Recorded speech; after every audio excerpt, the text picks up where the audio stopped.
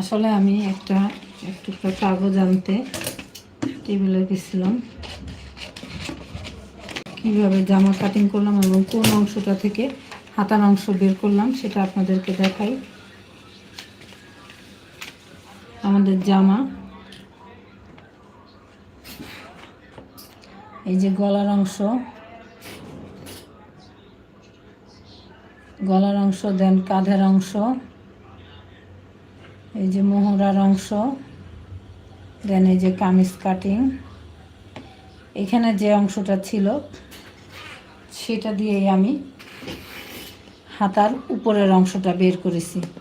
কেন নিচে হাতারটা থাকে, হাতার 3/4 হাতার কাপড় থাকে, কিন্তু লং হাতা করতে হলে এইখানে যে আমরা বেশি কাপড়টা পেয়ে থাকি এখান থেকে আমরা নিয়েছি, কাপড়ের অংশটা। এখন আপনারা বুঝতে পেরেছেন কোথা থেকে কাপড় নিয়ে আমি